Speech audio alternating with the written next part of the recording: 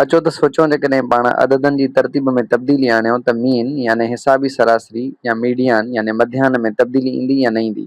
अचो त हिन हिसाब जे ज़रिए सम्झो जंहिंमें चार दोस्त गॾिजी करे बाल खेॾनि था ऐं पंहिंजो स्कोर जेको आहे ॾिसनि था त केतिरो आहे। सो चइनी दोस्तनि जो जेको स्कोर आहे उहो 180 ऐं 220 जे विच में आहे। चइनि मंझां बसि आदम हिकिड़ो अहिड़ो दोस्त आहे जंहिंजो 250 स्कोर आहे ऐं इन खां पोइ आदम हिकिड़ी सुठी गेम खेॾे थो ऐं उन में उनजो स्कोर जेको आहे उहो 290 बीहे थो। सो अचो त पाण ॾिसूं त आदम जे स्कोर वधण सां मीन यानी हिसाबी सरासरी या मीडियान यानी मध्यान ते को फ़र्क़ु पए थो या न। वीडियो खे बीहारे सभ खां पहिरियां तव्हां पाण हिसाब हल करण जी कोशिशि कयो। सो अचो त गॾिजी हल था कयूं। जेकॾहिं हिसाब में ॾिसूं त चार दोस्त आहिनि जेके गेम खेॾनि था या रांदि खेॾनि था।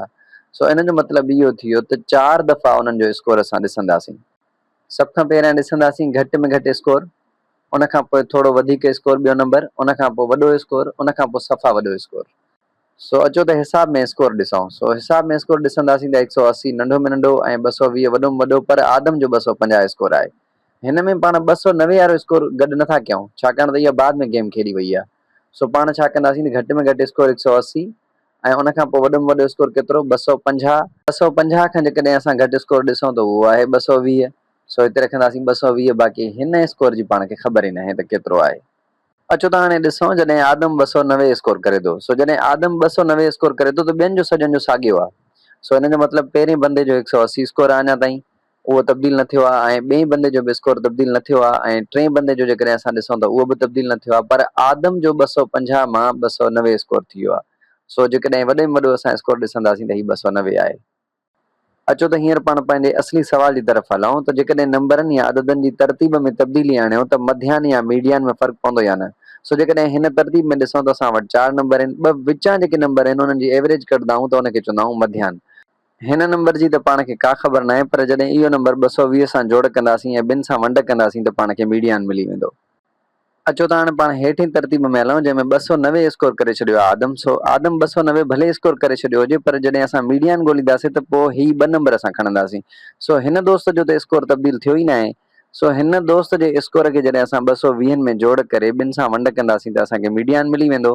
सो जन नंबरनि मां मीडियान मिले थो उन नंबरनि में तब्दीली न आई आहे त मीडियान में छो तब्दीली ईंदी। इन जो मतिलबु इहो थी वियो त मीडियान में तब्दीली न ईंदी।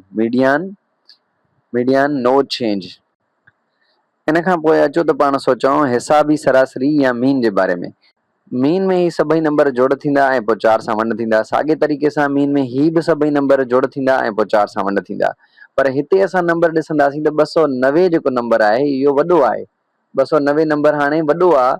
हिन तरतीब में आदम जो 290 स्कोर आहे जॾहिं त मथी तरतीब में हुनजो 250 हुयो। तो जॾहिं तव्हां हिननि चइनी नंबरनि खे जोड़ कंदव ऐं चइनि सां वंड कंदव जेको तव्हांखे मीन मिलंदो उहो वॾो हूंदो ऐं जॾहिं तव्हां हिननि नंबरनि खे जोड़ करे चइनि सां वंड कंदव त उहो मीन नंढो हूंदो।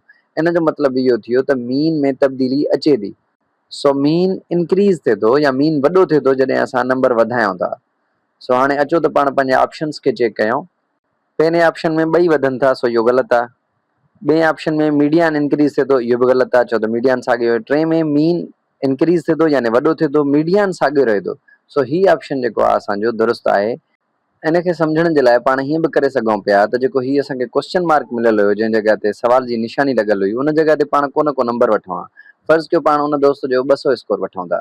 सो जेकॾहिं हिन जॻह ते मां 200 स्कोर वठां त हिते बि 200 स्कोर वठंदुमि। सो जेकॾहिं मां 200 खे 220 सां जोड़ करे ॿिनि सां वंड कयां मथे बि ऐं हेठि बि त जवाबु त साॻियो ईंदो छाकाणि त नंबर असां वटि साॻिया आहिनि। सो इन जो मतिलबु इहो थी वियो त मीडियान में तब्दीली न ईंदी आहे।